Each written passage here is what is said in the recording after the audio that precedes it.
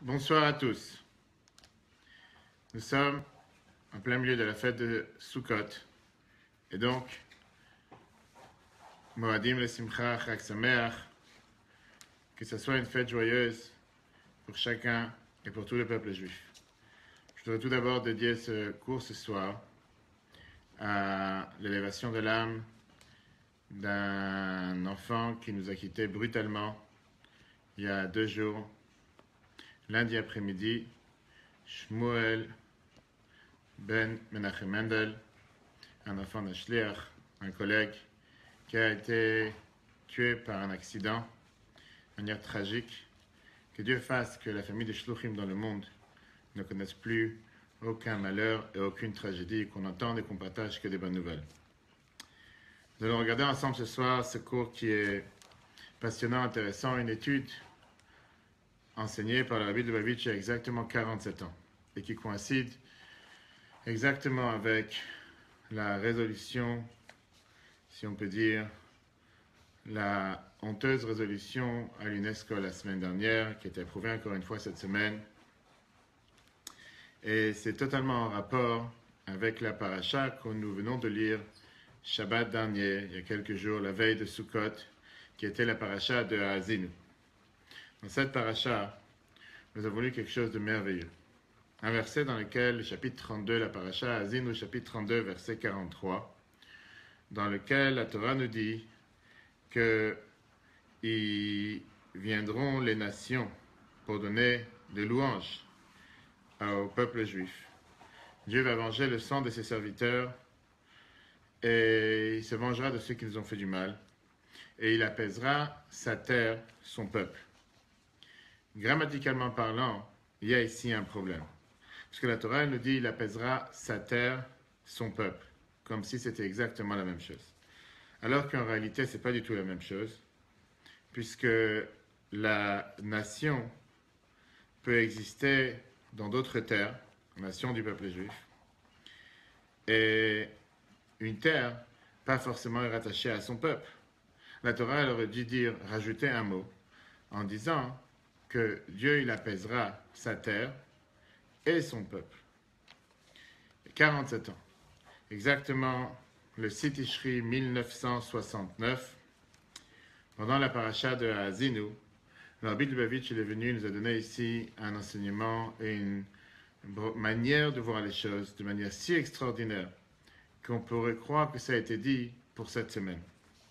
Imaginons-nous un instant la réaction des Nations Unies, la réaction du monde, si les Nations Unies auraient décidé, ou bien si le grand rabbin d'Israël aurait décidé qu'il n'y a pas de lien entre la Mecque et les musulmans, ou s'il n'y a pas de lien entre le christianisme et le Vatican. Combien de rage, combien de dégoût, combien de démonstrations et probablement des choses encore beaucoup plus pires seraient passées dans le monde.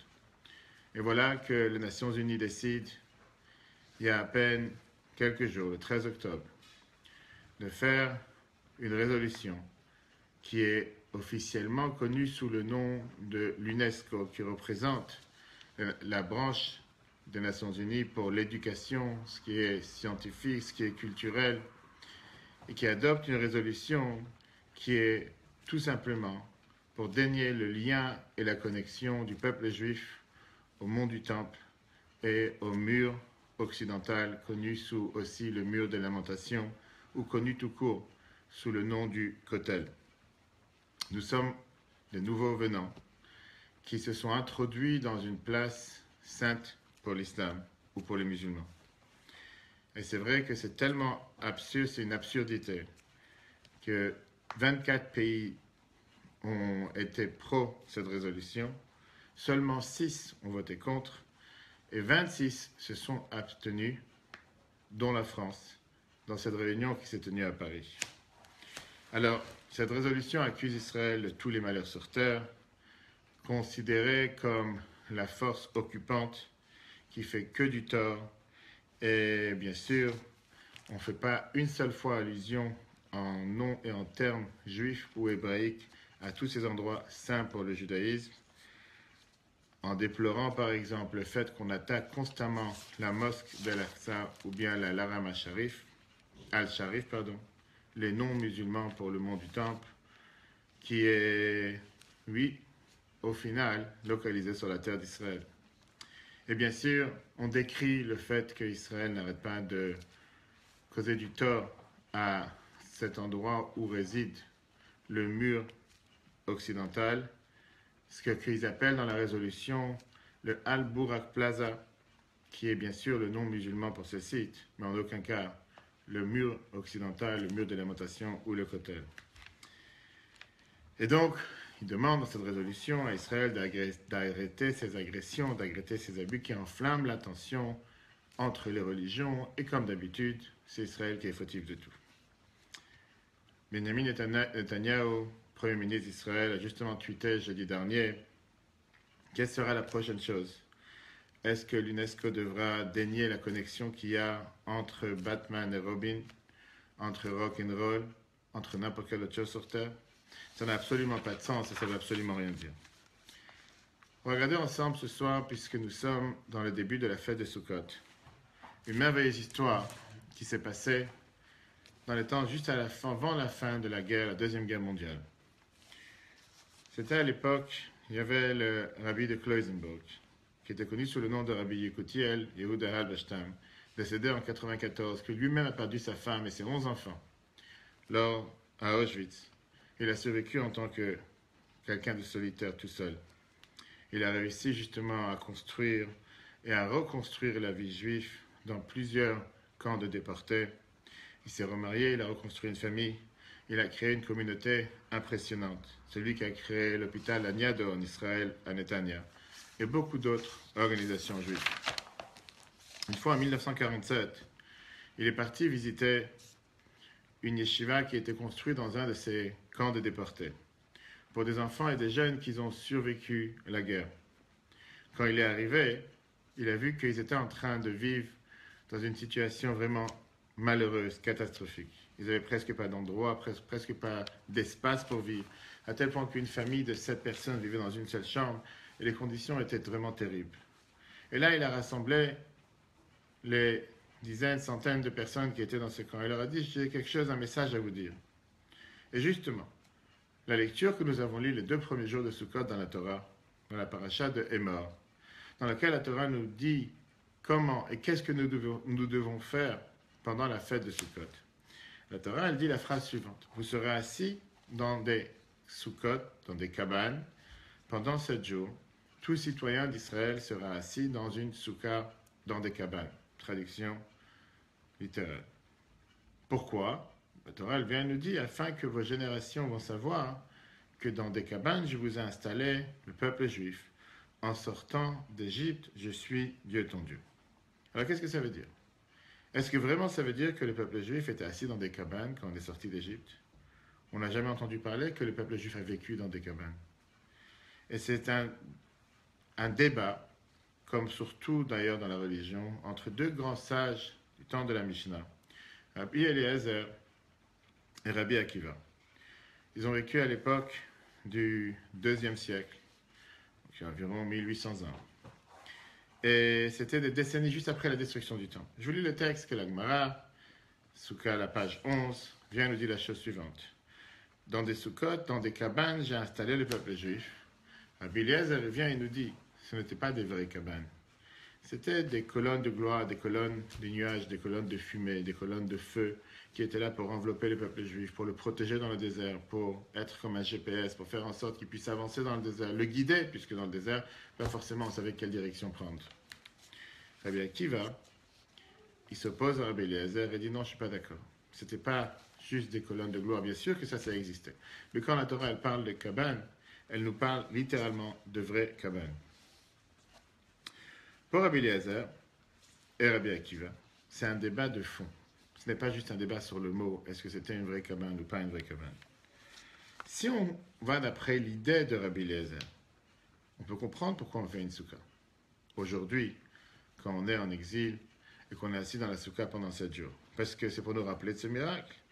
Le fait que n'importe quelle fête, la fête de Pessah, la fête de Shavuot et la fête de Sukkot nous rappellent d'un miracle. La fête de Pessah, c'est pour nous rappeler le miracle de la sortie d'Égypte. La fête de Shavuot, la Gemara nous dit, c'est pour nous rappeler le miracle de la révélation de Dieu sur terre au mont Sinaï. qui était la première et l'unique fois dans l'histoire, Dieu il a apparu à toute une nation. Et Sukkot, c'est pour nous rappeler justement le fait que Dieu s'intéressait à son peuple.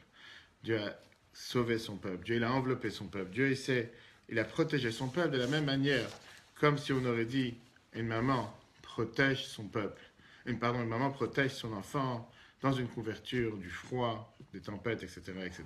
Et donc je peux comprendre pourquoi on fête la fête de Sukkot, tout simplement pour se rappeler de ce miracle, comment Dieu nous a protégés à l'époque, dans ce désert, pendant les 40 ans qu'on était dans le désert. Mais si je parle d'après Rabbi Akiva, que Rabbi Akiva il nous dit que ce n'était pas du tout des colonnes de gloire, des colonnes de feu qui étaient là pour envelopper, pour être autour du peuple juif, pour le protéger. Mais c'était tout simplement des vraies cabanes. Là, il y a un problème. Pourquoi il y a un problème? Parce que, quel est le miracle? Quel est le miracle d'avoir toute une nation qui vit dans une cabane, qui est quelque chose qui n'est pas fixe pendant tant d'années? Et aujourd'hui, beaucoup de gens qui, dans certaines parties du monde, ils ont ce mode de vie nomade, on va dire, dans le désert, dans des cabanes. C'est ce que les Bédouins ont fait jusqu'à récemment. Certains continuent à le faire. Pourquoi on aurait toute une fête dans la Torah dédiée au fait que nos ancêtres, en sortant dans le désert, étaient entourés ou étaient en train de vivre dans des cabanes? Rien de spécial. Oui, effectivement, c'était une cabane, vaut mieux une cabane que rien, mais en quoi ça c'est un tellement grand miracle, à tel point on doit le faire aujourd'hui pendant 7 jours, monde entier, n'importe quelle communauté, tous les juifs confondus, de n'importe quel antécédent, si c'est de l'Europe de l'Est ou de l'Afrique du Nord. C'est pas suffisant pour nous demander aujourd'hui de faire une telle mitzvah pendant 7 jours. Rabbi de Kloisenberg donne la réponse à ces juifs qu'il a réunis à Auschwitz, juste après la guerre. Et il dit, d'après Rabbi Akiva, c'était pas un miracle divin, mais bien au contraire, c'était un miracle du peuple juif. Les juifs étaient en exil pendant 210 ans. Ils ont été opprimés, ils ont été esclaves par les Égyptiens. Finalement, ils ont réussi à sortir, à devenir libres. On aurait pu s'imaginer que le monde à l'époque, les Nations Unies de l'époque, les auraient accueillis dans leurs terres, ils auraient offert au peuple juif un confort. Après tant de souffrances, à la place, le peuple juif a découvert qu'il n'y avait personne pour les accueillir. À la place, ils ont découvert pas seulement qu'il n'y avait personne pour les accueillir, même les nations du monde, comme la Torah nous dit, ils n'étaient même pas prêts à leur donner à boire, à leur donner à manger. Ils étaient en train de se balader dans le désert comme un peuple solitaire, en train de construire des cabanes juste pour se protéger d'un soleil brûlant, des nomades sans maison. Et néanmoins, malgré ce désarroi, malgré cette détresse, ils n'ont jamais baissé les bras. Pas seulement qu'ils n'ont jamais baissé les bras, ils n'ont jamais perdu l'espoir. Ils ont toujours eu confiance en Dieu. Et on voit ça dans le Tanakh à plusieurs reprises dans la Bible, on le voit comment, sans arrêt, le peuple juif, malgré tant de difficultés, comme on va tout de suite prendre plusieurs exemples, pas seulement ils ont su surmonter les difficultés, pas seulement ils ont su surmonter les épreuves, mais jamais à aucun instant se dire, il n'y a plus d'espoir. C'est fini, on ne pourra jamais avancer. Et donc, le rabbi de Kloisenberg continue en disant, on vient de passer l'enfer la plus terrible sur Terre. On vient de passer l'enfer dans les camps sous le régime nazi. On a souffert d'une manière que personne sur Terre a souffert jusqu'à présent. Jusqu'à ce que finalement, on a été libéré par les Alliés. On s'est imaginé que le monde, il allait pas seulement nous embrasser avec chaleur, ils allaient nous accueillir avec une tendresse, avec un certain confort. Et malheureusement, on s'est rendu compte encore une fois que ça n'est pas passé. Le chemin de tous ces rescapés, de tous ceux qui ont été les survivants de la Shoah, était tellement difficile, avec tellement d'épreuves. Combien de pays n'ont même pas laissé entrer aucun survivant dans leur territoire? Ils ne le laissaient même pas passer par sa frontière. À l'époque, le mandat britannique, qui était le mandat anglais qui dirigeait la Palestine à l'époque, a bloqué l'entrée de la majorité de réfugiés qui voulaient arriver. Et ils ne voulaient pas du tout, jusqu'à ce que, bien sûr, plus tard, il y a eu la révolte de ce groupe juif qui a fait en sorte qu'il y a eu le départ du mandat british, du mandat anglais de la Terre Sainte en 1948. Et donc, le rabbi de Kloisenberg continue en disant à ces juifs réunis dans ce camp de déportés, regardez ces cabanes, regardez où nous sommes en train de vivre. Après tout ce qu'on a survécu, après tout ce qu'on a su faire, est-ce qu'on ne mérite pas quelque chose de mieux? Et il continue avec ce message en disant, mes chers frères, Ne baissez pas les bras. Ne perdez pas l'espoir. C'est exactement ce qui s'est passé avec nos ancêtres quand ils ont eu 210 ans d'esclavage. Avec ces 210 ans d'esclavage, la seule chose qu'ils ont eu dans le désert, comme on l'a dit tout à l'heure d'après la vie de Rabbi Akiva, c'était vraiment des cabanes. Et là, on a toute une nation qui n'a pas de maison, qui n'a pas un endroit qu'il peut appeler sa maison, qui sont des nomades, qui n'ont même pas un endroit pour se réfugier. Et ils sont exposés à n'importe quelle attaque, avec n'importe quel risque. Les seuls dans lesquels ils ont eu espoir, en se disant qu'il ne va pas les laisser tomber, qu'il va les guider, qu'il va être là pour eux, c'était la fête qu'ils avaient leur foi en Dieu. Que malgré toutes ces difficultés, ils vont réussir à surmonter toutes les difficultés de la manière la plus absolue et la plus sûre, comme ça a été démontré à travers notre histoire. Grâce à cette foi, ils sont devenus justement le peuple de Dieu. On sait très bien qu'après la sortie d'Égypte, au don de la Torah, Dieu nous a choisis en tant que les Béné Israël, le peuple juif, puisqu'on a accepté sans doute de recevoir la Torah, devenu ce qu'on appelle le Mamlechet Kohanim, un royaume de prêtres, de peuple saint, qui était justement une lumière pour toutes les nations. Et bien sûr, nous avons reçu ce merveilleux cadeau que Dieu a donné pour le peuple juif, qui était le cadeau de la Torah.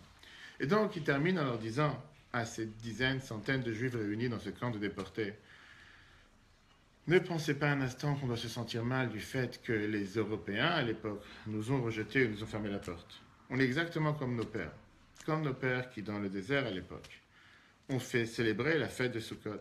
Et aujourd'hui, nous célébrons la fête de Sukkot pour se rappeler de ce miracle, que malgré qu'ils étaient dans une situation catastrophique, néanmoins, ils ont réussi à s'en sortir et ils se sont en sortis. Avançons là, le film 70 ans plus tard, en octobre 2016, quelques jours à peine avant Sukkot. Et là, encore une fois, on voit comment les Nations Unies, l'UNESCO, veut que nous retournions absolument dans notre vieille cabane. Ils ne peuvent pas supporter qu'il y a ici un peuple qui a sa propre terre et qui a sa propre capitale, Jérusalem, la capitale éternelle du peuple juif. Où ils veulent exactement qu'on doit vivre? Ils veulent qu'on rentre dans des cabanes, dans le désert. Il n'y a même pas un désert qui appartient au peuple juif. Et c'est vraiment incroyable.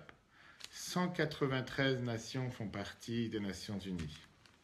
Dans la grande majorité de ces nations, il y a des violations horribles des droits de l'homme qui sont monnaie courante.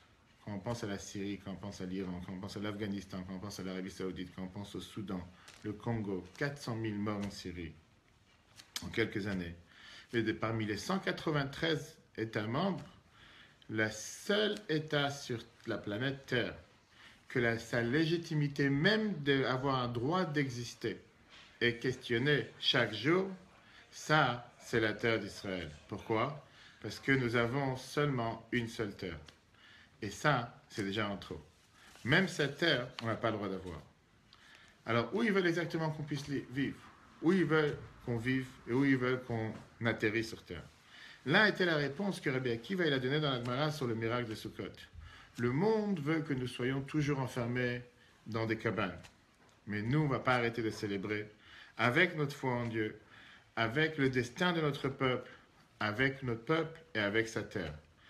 Et on voit comment, à travers notre histoire, même les dernières plusieurs décennies, avec la terre d'Israël, avec le fait que depuis 1948, un des seuls continents, une des seules terres sur la planète qui n'a pas arrêté de subir des attaques, de guerres, des menaces quotidiennement, encore ce matin, pour ne jamais laisser un jour tranquille où finalement notre peuple, nos frères et sœurs qui sont réunis sur la terre d'Israël pourront vivre tranquille.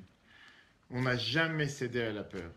Même les juifs qui se disent les plus laïcs et les moins pratiquants, pas seulement qui n'ont baissé les bras, pas seulement qu'on se dit qu'il n'y aura pas d'espoir, mais bien au contraire. On avance dans la vie, on avance dans le futur, on avance dans la construction, on avance dans le positif. Et ça, c'est justement le témoignage le plus réel de qu'est-ce que représente le peuple juif, qu'est-ce que les nations du monde n'arrivent pas à comprendre. Et ça, c'est en réalité l'histoire de notre peuple. Ça, c'est l'histoire du peuple juif tout court. Après la destruction du deuxième temple, le peuple juif a été éparpillé à travers le monde entier. Il y avait presque nulle part où ils ont eu leurs propres droits. Nulle part ils pouvaient considérer leur propre maison.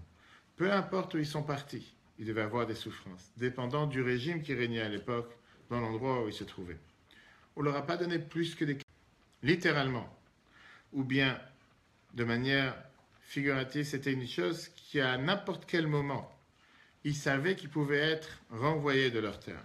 Comme ça s'est passé en Angleterre en 1990, comme ça s'est passé à Vienne en 1421, à Cologne en 1424, à Bavarie en 1442, à Perugia, Vicenza et Parma et Milan en 1480, et bien sûr l'expulsion des Juifs d'Espagne en 1492.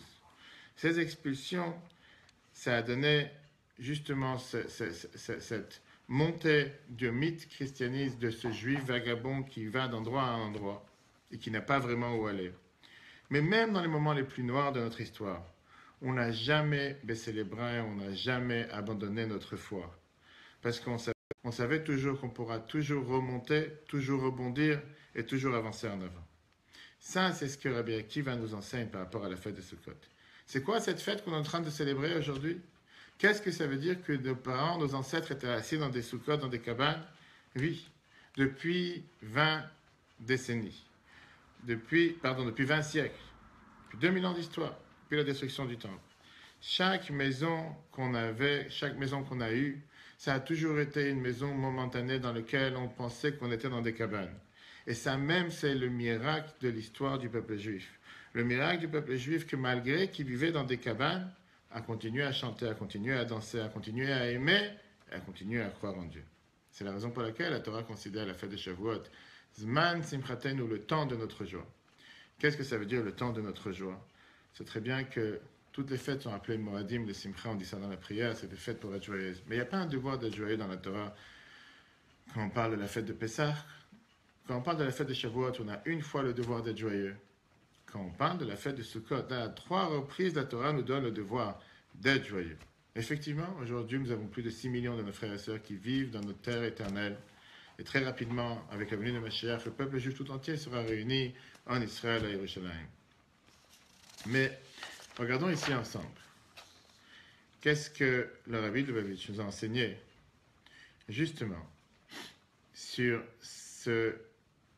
pas seulement cette manière de voir les choses, cette manière de survie du peuple juif, dans un discours qui a été prononcé exactement presque jour pour jour, juste avant cette résolution qui a été dite aux Nations Unies.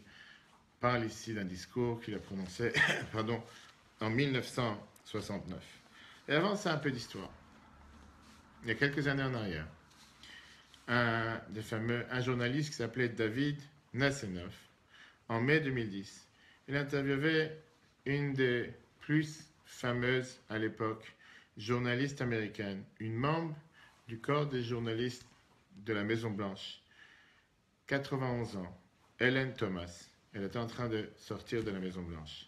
Il lui a demandé au passage, en train de passer, est-ce que vous avez un commentaire à dire sur Israël? Et cette personne lui répond, dis-leur de sortir une fois pour toutes de la Palestine et retourner chez eux à la maison, en Pologne ou en Allemagne. Cette Helen Thomas, malheureusement, n'avait jamais entendu le fait que ces Juifs qui étaient une fois à la maison, en Pologne ou en Allemagne, 6 millions d'entre eux ont été envoyés dans les chambres à gaz. Et dû à cette réponse tellement idiote, elle a été forcée de démissionner. Mais cette vidéo a fait le tour du monde. Des millions de personnes ont regardé cette vidéo. Et comme lui, il raconte, David Nassenov, en disant, il n'y a pas une agence de presse dans le monde qui n'était pas là pour l'appeler, l'attaquer, menacer. Ça allait dans tous les sens, d'email, téléphone. Et il s'est dit, mais il était en train de réfléchir. Son fils lui a dit, tu peux parler maintenant au monde entier. Qui tu veux avoir au téléphone pour qu'il puisse te donner une idée, quoi faire, comment réagir, parce que le monde entier est en train de t'appeler, de te courir derrière. Tu es devenu la star sur la planète. Qu'est-ce que tu peux faire? Qu'est-ce que tu dois dire? Il dit, j'ai réfléchi un moment. Et j'ai dit, j'aurais bien voulu être au téléphone avec M. Elie Wiesel, qui est décédé, qui nous a quittés il y a quelques mois. Il y a 3 mois, en juillet 2016. Je sais que je vais être sur CNN, sur CBS, sur Fox News, les chaînes de télévision locales, internationales, la presse écrite, la presse orale, la radio, les blogs. Et donc j'appelle le professeur Elie Wiesel et je lui dis, quel est mon message? Qu'est-ce que je dois répondre au monde? Le monde entier est en train de m'appeler. Quel est le message que je dois dire? Et Elie Wiesel m'a dit que j'ai lu dans les journaux comme quoi tu pries dans un Bet Chabad tous les matins. Je te conseille d'appeler ton shaliach, celui avec qui tu es justement en contact, et lui demander qu'est-ce qu'il t'aurait conseillé, qu'est-ce que le rabbi de Lubavitch aurait donné comme réponse à ce genre de situation. Je me rappelle comment j'étais totalement bouleversé, il dit ce journaliste, c'est David Nevensoff. C'est David Nevensoff, il vient et dit, pas seulement que j'étais bouleversé, mais je me suis dit que lui, il me dise, que Elie Wiesel me dise, va chercher, on est en 2010, qu'est-ce que le rabbi de Lubavitch aurait conseillé de faire et dire dans une telle situation? Il m'a dit d'aller voir le Chabad Shliach, le Shliach de Chabad avec qui j'étais en contact. Et donc je lui ai dit que je suis en contact avec le Shliach Chaim Grosbaum à Long Island.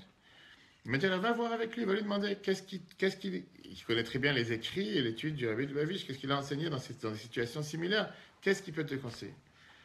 Et donc ensemble on a décidé d'appeler le Shliach du rabbi pour la Maison Blanche, qui est le Rav Shem Tov, l'ambassadeur de Chabad dans la Maison Blanche depuis des décennies, plusieurs décennies. S'il peut nous partager quelques idées, quoi répondre face à toutes ces chaînes de télévision et de presse internationale et nationale qui vont appeler, qui nous appellent, pour savoir quoi réagir et comment réagir face à cette histoire avec cette journaliste. J'ai écouté pendant une longue heure, on a pleuré ensemble, on a rigolé ensemble, et voilà le message qu'il m'a demandé de transmettre, raconte David Nassenov. Si tu as un ami que tu n'as pas vu pendant quelques années, tu peux être sûr, tu peux avoir des doutes, qui n'est plus forcément ton ami. Tu ne l'as pas vu depuis quelques années, tu n'as pas de nouvelles. Par contre, si tu as un enfant qui part pendant quelques années, même si tu n'as pas de nouvelles de lui, il est toujours ton enfant. Nous ne sommes pas les amis d'Israël. Nous sommes les enfants d'Israël. La Torah, à maintes reprises, appelle le peuple juif, Béné Israël, les enfants d'Israël. Oui, c'est vrai que plein de fois nous avons été exilés. Plein de fois nous sommes partis pour une longue période dans la diaspora. Mais nous sommes toujours les enfants d'Israël. Israël et les enfants d'Israël sont inséparables. Parce que Israël, sans ses enfants, c'est pas Israël. Et les enfants d'Israël, sans Israël, ne sont pas les enfants d'Israël. L'un existe pour l'autre. Quand un juif il marche dans les rues de France ou dans les rues de New York, qu'ils le savent ou pas, il existe grâce à Israël et Israël existe aussi grâce à lui. David continue son histoire. 2 jours plus tard, j'étais sur CNN, sur l'émission populaire qui s'appelle Reliable Sources, les sources fiables, avec le fameux journaliste Howard Kurtz. Je ne me rappelle pas ce qu'il m'a demandé, mais je sais que je lui ai donné cette réponse, que nous sommes les enfants d'Israël et que la terre d'Israël et le peuple juif, nous sommes un. Et ça, c'était peut-être ce que cette journaliste, Helen Thomas, n'avait pas compris en voulant délégitimiser le fait que Israël appartient au peuple juif, qu'on veuille ou pas. Quelques mois plus tard, j'ai été même invité pour être le plus grand speaker, le plus grand orateur, le plus grand conférencier à une inauguration d'une partie de l'université de Yale, qui est une des plus grandes universités aux États-Unis, etc. La Torah nous dit, ça c'est la réponse à la question du départ. Pourquoi dans le verset qu'on a lu ce Shabbat, la Torah dit que Dieu, quand il va venger le sang de ses serviteurs, tous ceux qui se sont fait tuer, martyriser sans aucune raison, juste parce que juifs, la Torah elle termine le verset que Dieu il apaisera sa terre, son peuple. Et si vous vous rappelez la question qu'on a demandée au départ, pourquoi on n'a pas dit que Dieu il apaisera sa terre et son peuple? Pourquoi on a dit que Dieu il apaisera sa terre, son peuple? Il manque ici le mot et. Et la réponse elle est, parce que la Torah elle est en train de nous faire savoir comme quoi la terre et le peuple juif, la terre d'Israël et le peuple juif sont en réalité une seule personne. La connexion entre le peuple juif et la terre d'Israël est beaucoup plus profonde que n'importe quelle connexion de n'importe quelle nation sur la planète et n'importe quelle autre personne qui vit sur la planète. On peut être français, on peut être américain, on peut être connecté au pays parce qu'on vit dans ce pays, parce qu'on est dévoué en tant que des citoyens qui respectent les règles, qui respectent la loi, partie de la culture. Mais la relation, ce n'est pas une relation essentielle ou intrinsèque. On aurait pu très bien vivre ailleurs, et pas seulement vivre ailleurs, mais être né ailleurs et vivre ailleurs. La relation entre le peuple juif et Israël, c'est une relation qui est dans les gènes, quelque chose qui n'est indissociable. Le créateur du monde a décidé de marier une petite partie de la planète Terre avec le plus petit peuple sur la planète Terre pour une relation éternelle qui n'est pas sujette à divorce. Impossible d'avoir un divorce entre les deux. On reflète l'un à l'autre. On est interconnectés l'un avec l'autre. L'âme du peuple juif est connectée avec l'âme de la terre d'Israël. Si on part d'Amérique ou on part de France pendant 2000 ans, ou si on est parti habiter dans un autre endroit, on pourra difficilement s'appeler un Français ou un Américain. Mais quand le peuple juif a quitté Israël pendant 2000 ans, on n'a jamais perdu notre connexion. On respirait la terre, on parle de la terre, on rêve sur la terre d'Israël. Dans chaque synagogue, dans chaque maison d'études juive, pendant 2000 ans, quand on apprend le Talmud, ou quand on apprend n'importe quelle loi du code de loi juif, la grande majorité des lois, c'est des lois qui concernent la terre d'Israël. Chaque jour dans nos prières, on parle et on répète les sacrifices qui se faisaient sur la terre d'Israël, qui étaient amenés sur le temple il y a plus de 2000 ans. 3 fois par jour dans la prière, le peuple juif se tourne vers l'est, vers Yerushalayim, vers le mont du temple à Jérusalem. Et voilà que les Nations Unies ont cette arrogance, ce qu'on appelle en hébreu cette chutzpah, ce culot de venir et dire que nous sommes des occupants. Dans chaque prière du peuple juif, que ce soit la prière matin, midi et soir, que ce soit la prière que nous disons après avoir mangé, à n'importe quelle cérémonie du peuple juif, que ce soit un mariage, ou que Dieu nous en préserve quand c'est pas un mariage, mais une maison de Shiva. Il n'y a pas une seule occasion où nous ne mentionnons pas et nous ne parlons pas de Jérusalem. À la fin de chaque Seder de Pessah, depuis 2000 ans d'histoire, nous rappelons sans arrêt le fait que les Shana Abba Yerushalayim, l'année prochaine, nous serons à Jérusalem. Il y a à peine quelques jours, le soir de Kippour, nous avons terminé la fête de Kippour avec les mots « l'année prochaine, nous serons à Jérusalem ». La terre d'Israël, c'est une terre que Dieu il a choisie pour de la donner à son peuple, peuple choisi, qui appartient à son peuple éternellement. Et c'est quelque chose qui est écrit dans la Bible. Pas seulement écrit dans la Bible, mais c'est quelque chose qui est adopté, qui est embrassé par des milliards et des milliards de catholiques et de musulmans à travers le monde entier, des centaines de fois. Ce n'est pas écrit seulement une fois dans la Bible. C'est la maison naturelle du peuple juif, de l'âme juif, de Béné Israël tout court, des enfants juifs. Et regardons quelque chose de magnifique. Pendant 2000 ans d'histoire, chaque nation sur terre, chaque force qui a essayé de conquérir Israël, n'a jamais pu la transformer en quelque chose de réussi. La terre ne produisait rien pour ces nations ou ces régimes qui l'ont dominé ou qui l'ont conquéri. Il n'y avait absolument rien. Ça restait quelque chose de mort, quelque chose de vide. Ça restait un sol, ça restait une terre sans pouvoir rien produire. Malgré tous les essais qui ont pu être faits par les Babyloniens, les Grecs, les Romains, les croisades, les Turcs, les Arabes, de civiliser cette terre et de la transformer en une terre fertile, ça n'a jamais marché. C'est resté un endroit de désolation, un endroit de maladie, un endroit mort, un pays mort tout court. Aucune nation a réussi à éclairer dans ce morceau de terre.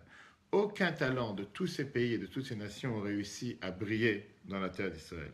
Malgré tous les efforts des Grecs et des Romains de pouvoir transformer ce morceau de terre en tant que le centre mondial de Rome ou Grèce, ça n'a pas marché. La terre les a tout simplement rejetés comme la Torah le dit. Tout d'un coup, le peuple juif revient vers sa terre. Et tout d'un coup, ça commence à fleurir, briller, construire, jaillir, développer dans tous les domaines et dans tous les sujets. N'importe quel morceau de la terre, que ce soit dans les fermes agricoles, que ce soit dans les vignes qui poussent tout au large d'Israël, que ce soit des villes, comme je disais, tout celui qui va en Israël et qui revient, il n'arrête pas de venir avec la même remarque en disant mais ils n'arrêtent pas de construire. Il y a des tours dans tous les sens, et ça construit dans tous les sens, et ça grandit. Et pourtant, ce n'est pas que la terre est de plus en plus grande, la terre est toujours la même. Et malheureusement, même diminuée par certains épisodes des dernières décennies. Et néanmoins, ça construit dans tous les sens, et ça grandit dans tous les sens. Comment est-ce possible? La Torah l'a prédit il y a exactement 3000 ans. Dans Lévitique, Moïse l'a dit de manière claire, que si les Juifs vont être exilés de la terre d'Israël, à ce moment-là, la terre restera de manière totalement désolée, totalement incapable de produire quoi que ce soit. Et l'histoire a prouvé, depuis 2000 ans, comment ces phrases qui sont écrites dans la Torah est tellement vraies. Si on fait des recherches, et vous pouvez rechercher dans n'importe quel moteur de recherche, vous ne trouverez pas une seule nation qui a gouverné en Israël les derniers 2000 ans, qui a réussi à s'installer, à la développer et la faire comme un diamant parmi toutes les nations du monde, comme Israël est aujourd'hui. Pourquoi? Parce que quand la terre est orphelin de ses enfants. Elle est déprimée sans ses enfants. Elle attend de pouvoir retrouver ses enfants. Et quand ses enfants ne sont pas sur la terre, automatiquement, elle ne peut absolument rien produire. Alors, si c'est comme ça, comment se fait-il, avec la question principale, comment se fait-il qu'en 2016, on peut avoir 24 nations qui viennent déclarer un tel mensonge? Si jamais l'UNESCO, les Nations Unies, auraient fait une déclaration que la Terre est plate à la place d'être ronde, le monde entier serait moqué. Alors comment ils peuvent avoir une telle accusation, un tel mensonge, et en sachant que le roi Salomon a construit le premier temple à Jérusalem 1500 ans avant que Muhammad est né. Le deuxième temple a été construit 1000 ans avant l'islam. Alors comment on peut avoir 26 pays qui s'abstiennent au lieu de voter contre une telle résolution honteuse? Pour cette réponse, je pense qu'il faut regarder dans nos cœurs et avoir justement cette merveilleuse histoire qui a été racontée par le grand rabbin Lau, l'ancien grand rabbin d'Israël, l'actuel grand rabbin de Tel Aviv, Rav Israël Meir Lau, qui a raconté ça dans un discours à l'université d'Oxford. Il raconte la chose suivante. J'ai eu le privilège de rencontrer une fois David Ben-Gurion, l'architecte de l'État d'Israël actuel. C'était le 13 avril 1972. Il m'a appelé pour me demander justement de venir le voir. À l'époque, il habitait à Sde Boker. Sde Boker était un kibbutz dans le désert. C'était un grand admirateur du Tanakh, de la Bible. Et il m'a appelé pour me demander des questions sur différents passages dans la Torah qu'il ne comprenait pas tellement. Il m'a dit, est-ce que je peux venir le voir? Il avait un problème de rhume, il ne pouvait pas se déplacer. Et il m'a dit, est-ce que ça vous dérange? À l'époque, le Rav Lau était un rabbin qui était encore jeune, de venir me voir à Sde Boker, puisque j'ai des difficultés à me déplacer. Je pensais que c'était vraiment un grand honneur pour moi. Je suis parti le rencontrer. On a discuté la question pendant quelques heures. Et j'ai répondu à ces différentes questions. C'est celui qui a entendu parler, le grand Ramallah, qui est un orateur par excellence international. Il dit dans son discours à Oxford, mais moi aussi j'avais des questions à demander à David Ben-Gurion. Et donc il dit, je voulais lui poser une question. Je lui dis, David, depuis des années j'ai entendu une histoire. Et j'ai entendu cette histoire qui s'est passée avec toi quand il y avait à l'époque le mandat britannique en Palestine. Je voudrais confirmer maintenant cette histoire avec toi. Maintenant que j'ai l'opportunité de te parler face à face, savoir si c'est une histoire vraie. Alors Ben-Gurion demande au Rav Lau, quelle est la question? Le Rav Lau lui dit la chose suivante. J'ai entendu que cette histoire s'est passée en 1937.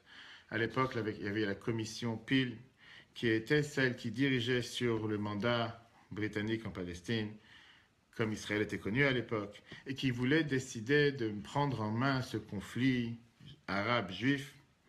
Et la comité Peel était le seul comité qui avait proposé justement de terminer ce mandat anglais, ce mandat britannique. La même décision qui finalement a été acceptée par les Nations Unies en 1947. À l'époque, Ben-Gurion était le chef de l'agent juif, le dirigeant de l'agent juif. Et c'était le dernier témoin qui devait justement apparaître devant le comité Peel pour être en faveur de l'État juif en 1937. Ben-Gurion a passé 3 heures pour expliquer justement, essayer d'expliquer le lien qu'il y a entre les Juifs et la terre d'Israël, en disant sans arrêt que c'est notre terre. C'est indissociable comme l'État, c'est quelque chose il n'y a pas de divorce, c'est pas une matière à discuter. Tout le monde était vraiment impressionné par le témoignage de Ben-Gurion, sauf bien sûr le Lord Peel. En hébreu, vous savez que Peel, au passage, veut dire un animal qui s'appelle éléphant. Ça, c'est juste une parenthèse. Le Lord Peel demande à Ben-Gurion, Monsieur Ben-Gurion, est-ce que je peux vous poser une question? Ben-Gurion répond, bien sûr, c'est pour ça que je suis là, je suis venu pour témoigner. Je suis là en tant que témoin. Allez-y. Il demande à Ben-Gurion où tu es né. Et Ben-Gurion, il lui dit, dans la ville de Plonsk. Le Lord Peel demande à Ben-Gurion, et où est la ville de Plonsk? Il lui dit, en Pologne. Alors, il y a eu un moment de silence. Finalement, le Lord Peel, il répond en disant, c'est tellement bizarre. Tous les dirigeants arabes qui sont apparus devant moi, jusqu'à présent, dans cette commission, sont tous nés en Palestine. La majorité des dirigeants juifs qui sont venus me voir, ils sont tous nés dans l'Europe de l'Est. Il dit, écoute, Je pense, M. Ben Gurion, que le peuple arabe a ce qu'on appelle un kushan, qui veut dire qu'ils ont comme pas seulement quelque chose qui est ancré, qu'ils ont un certificat qui leur donne le droit à cette terre. C'était justement une terre ottomane à l'époque.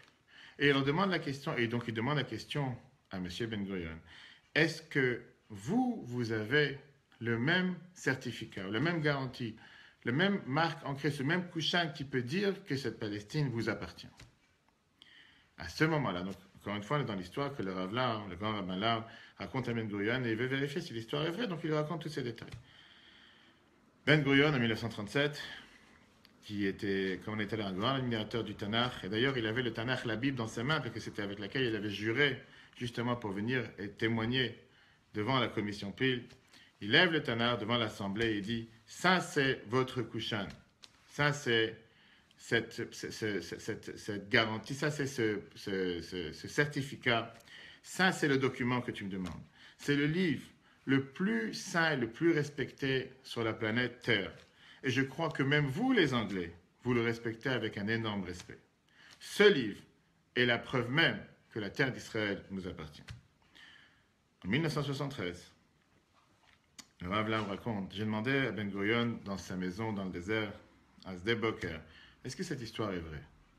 Est-ce que c'est vrai que tu as tenu le Tanakh et tu as dit que ça, c'est ton document, ça, c'est la preuve avec laquelle cette terre appartient au peuple juif? Ben Gurion a répondu avec un sourire, quelqu'un de très intelligent, Emet veyativ. C'est vrai et c'est correct, c'est certain. Alors, le Rav Lau continue en disant, j'ai une deuxième question à demander à Ben Gurion. Et je lui ai demandé, imaginons-nous un instant qu'on a un document dans lequel c'est écrit comme quoi cette terre nous appartient. Et après, on détruit ce document. On le déchire en morceaux, on enlève certaines pages, on met certaines pages à terre, et après, on va prendre ces morceaux déchirés, on va essayer de présenter à un comité comme quoi c'est une preuve du fait même que cette terre nous appartient. Est-ce que ce comité ou cette commission va accepter cette preuve en tant que preuve parce qu'on leur a amené des morceaux déchirés? Regarde le peuple juif. On choisit ce qu'on veut. On choisit dans ce livre les lois qu'on veut. Les choses qu'on ne veut pas, on les enlève. On considère certaines lois archaïques. On détruit notre propre document, notre propre preuve. Alors comment on peut après venir et dire que nous avons le droit qu'Israël est la nôtre, Israël nous appartient et qu'aucune autre nation sur terre peut venir justement et demander et dire qu'Israël est la nôtre? Je me rappelle comment j'ai eu la chance en 1992, juste après Simchat Torah. Le Rabbi avait lu un long discours, Shabbat après-midi, et le premier Rashi de la première paracha Bereshit, un des premiers Rashi dans la paracha, la première page, Rashi vient et dit justement que pourquoi la Torah elle a commencé avec Bereshit, Bara Elohim, qu'au début du temps, Dieu il a créé le monde. Si jamais les nations du monde ils vont venir et ils vont dire que nous sommes des voleurs, nous sommes des bandits parce que nous avons volé cette terre, on doit savoir répondre que cette terre, c'est une terre qui appartient à Dieu. Et Dieu il a décidé de prendre cette terre et la donner au peuple juif. Et donc le Rav Lau, c'est ce qu'il demande au peuple juif. Il demande pardon à Ben Gurion en disant, si on prend cette même preuve qui est la Bible, qui est le Chumash, qui est le Tanakh, dans laquelle c'est notre document, c'est notre marque par excellence qui vient montrer comme quoi cette terre nous appartient. Comment nous pouvons être capables alors d'enlever des pages, de ne pas mettre en application certaines lois, certaines règles? David Ben Gurion était quelqu'un de très intelligent. Il était tellement intelligent qu'il n'a pas répondu à la question. Comme ça finit les grands rabbins là. Mais le Rabbi, dans son discours en 1969, dit justement, ça c'est peut-être aussi la raison pourquoi tellement de nations dans le monde ont cette chutzpah, cette audace, cette arrogance de venir et de venir témoigner ouvertement, sans aucune gêne, comme quoi il n'y a aucun lien entre le monde du temple et le peuple juif. Il n'y a aucun lien entre le Kotel, le mur occidental et le peuple juif. Parce que beaucoup d'entre nous, nous avons je n'aurais pas dit cette honte, mais beaucoup d'entre nous, nous avons ce sentiment que peut-être vraiment ça ne nous appartient pas. Peut-être ce n'est pas le nôtre. Peut-être il y a certaines pages dans ce document qui ne nous concernent pas. Alors qu'au contraire, si on serait battu pour justement donner une éducation juive à chaque enfant juif, que ce soit en Israël ou en dehors d'Israël, d'apprécier notre droit de vivre en Israël, d'apprécier le fait que l'Israël c'est une terre, comme on l'a dit tout à l'heure, qui est indissociable avec le peuple juif, de se tenir ferme et haut et fort, pas seulement à Israël Chai, que le peuple juif il est vivant, que le peuple juif il est heureux, que le peuple juif il Il est partout sur la planète en train de 3 fois par jour dans les prières, chaque mariage, chaque décès, que Dieu nous en préserve. À chaque occasion, se rappeler de Jérusalem, se rappeler, comme on l'a dit tout à l'heure, le soir de Pessah, le soir de Kippour. Mais être fier avec qu'est-ce qu'on représente, on n'a pas ici à justifier parce que tel ou tel dirigeant du monde a décidé de vouloir nous faire une grande faveur et nous rendre ce qui n'a toujours été le nôtre et qui malheureusement nous avons été exilés, comme on a dit tout à l'heure, pendant 2000 ans. Si nous n'avons pas ce goût, nous n'avons pas cette fierté de venir et affirmer au effort, ça a toujours été le nôtre. C'est le nôtre. Pourquoi? Tout simplement parce que c'est écrit dans ce fameux document. Mais ce document entier, pas un document qui est en plusieurs morceaux. Et c'est ça le but pourquoi nous avons le devoir en tant que fête de Sukkot. La phrase que la Torah elle emploie, elle ne dit pas fête de Sukkot, bien sûr, parce qu'on a été en exil, parce qu'on était, je veux dire, en Égypte, on était dans les cabanes, on a vu tout à l'heure la différence entre Rabbi Eliezer et Rabbi Akiva. Bizarrement, la Torah, quand elle parle de Sukkot, elle te dit une phrase intéressante. La première phrase, les man, pardon, yed'u dorotechem, afin que vos générations sachent. On a le devoir de transmettre cette éducation à nos enfants. Même si quelqu'un se considère comme un juif laïque non pratiquant. Mais ça, c'est notre preuve. C'est la seule preuve. C'est une preuve. Le Tanakh, la Bible, n'appartient pas au peuple juif. Le monde entier croit sur la Bible. Le monde entier jure sur la Bible. C'est le livre le plus répandu sur la planète Terre, le plus traduit sur la planète Terre, le plus vendu sur la planète Terre. C'est le best-seller depuis des générations et des générations. Et si nous, le peuple juif, nous aurions eu cette force d'affirmer au effort à chaque instant, à chaque moment, que ça, c'est la preuve même comme quoi cette terre nous appartient, peut-être que les nations du monde n'auraient pas eu cette audacité, cette arrogance de venir et même questionner le fait si nous avons le droit d'être là-bas ou si ça nous appartient ou pas. Alors, c'est justement la raison pour laquelle la fête de Sukkot. Revenons à l'explication que la Bible a donnée en 1969.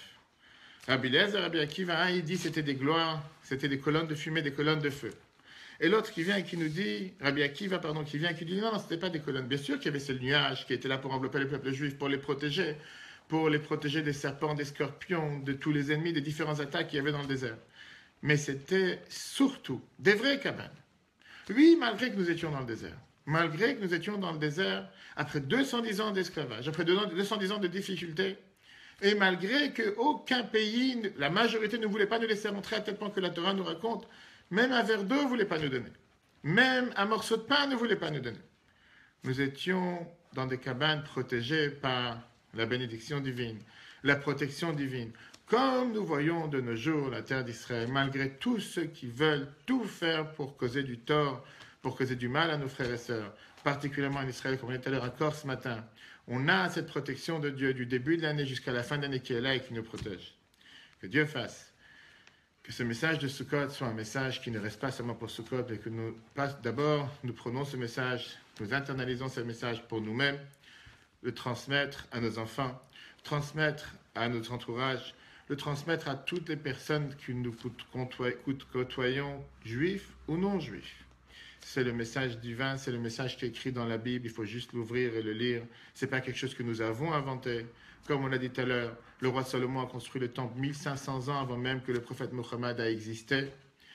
Le roi Salomon, le deuxième temple a été construit 1000 ans avant que l'islam a existé.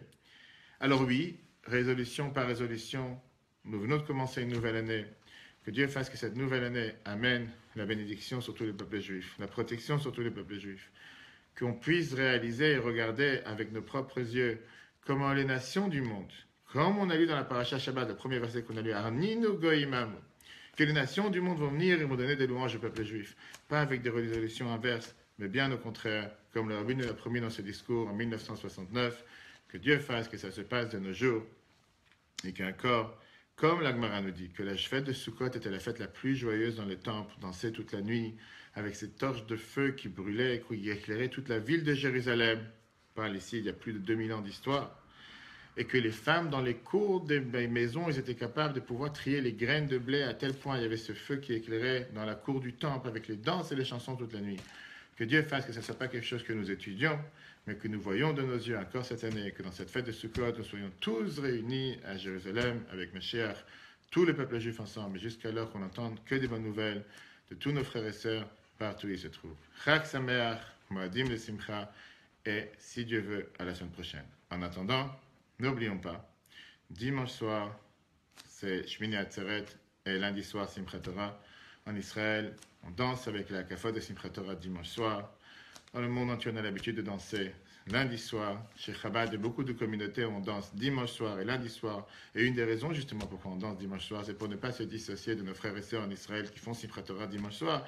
Donc, rien s'oppose à être joyeux deux fois. Et pas oublier ce que la Rizal nous dit, que tout ce que le peuple juif a essayé de faire avec les prières, avec la sérénité, avec la ferveur pendant Rosh Hashanah Kippour, on peut faire descendre des bénédictions de manière concrète, Simchat Torah, par ça qu'on danse avec la Torah, de manière fermée, pas ouverte. Pourquoi?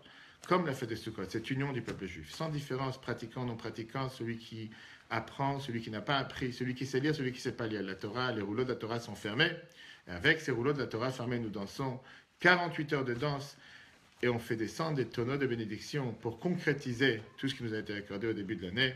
Que Dieu fasse que ça se concrétise pour tous les peuples juifs, partout où ils se trouvent, avec que des bonnes nouvelles pour tous. Chag Sameach, et à la semaine prochaine.